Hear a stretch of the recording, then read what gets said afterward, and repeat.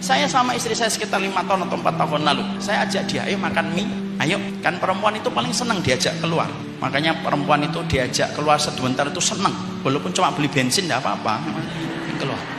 Baru duduk makan mie, tiba-tiba ada pengamen. Pengamennya itu 2/3 badannya pakai tato. Dia ngamen pakai tangan.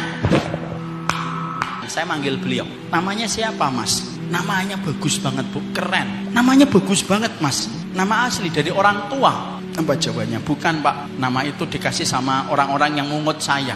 Saya dulu dibuang sama bapak ibu saya di bawah jembatan. Lalu saya nanya, muslim atau enggak muslim mas? Muslim pak. Yakin? Iya. Sholat maghrib berapa? 5 rakaat pak. Dan saya harus mutar otak. Kenapa? Karena berbicara sama orang yang nggak pernah ngaji tidak sama. Kalau ngomong dengan orang kepada ibu yang sering ngaji, akhirnya ketemu. Saya buka dengan pertanyaan, masnya pengen bahagia nggak?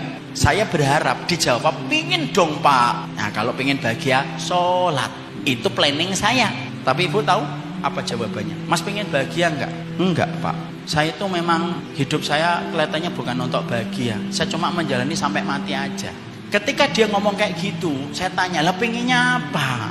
Saya tuh pengen beli gitar pak, supaya nggak disepelekan sama orang. Saya tuh sering kalau ngamen tuh kalau pakai tangan, orang tuh musir-musir saya pak. Kalau ada gitar mungkin orang hormatin saya. Saya kan muter otak bu, boleh nggak saya membelikan gitar? Saya ngomong sama beliau, gini aja mas, nanti ini di seberang sini ada rumah Kemang Pratama, komplek perumahan. Saya tinggal di situ. Nanti kamu ke masjid, namanya Masjid Baitur Rahman. Kamu ke situ cari saya, namanya Umar Mita. Besok saya tunggu ya. Kenapa saya ngasih waktu 1 kali 24 jam? Malam itu saya pakai untuk nyari dalil. Boleh nggak membelikan gitar? Bagi mereka yang berpendapat nggak boleh bermusik itu. Hari esoknya bu, saya nanya ke masjid, ada nggak orang bertato nyari saya? Nggak ada Ustaz. Sampai kisah ini saya sampaikan hari ini sudah 5 tahun. Orang itu tidak pernah lagi nongol bu. Pelajaran yang kita dapatkan dalam peristiwa itu simple bu. Ini umatnya Nabi Muhammad. Kalau kita bertengkar terus gara-gara pilihan fikih, terus siapa yang nyapa umatnya Nabi Muhammad yang kayak gini?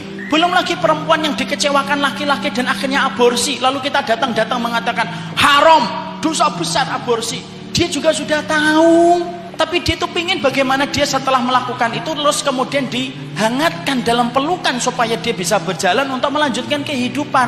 Siapa yang akan membahasnya? Belum yang terkena judi online, belum yang anaknya tidak bisa makan. Terus setiap orang yang ngaji hanya nyontohin bagaimana bertengkar.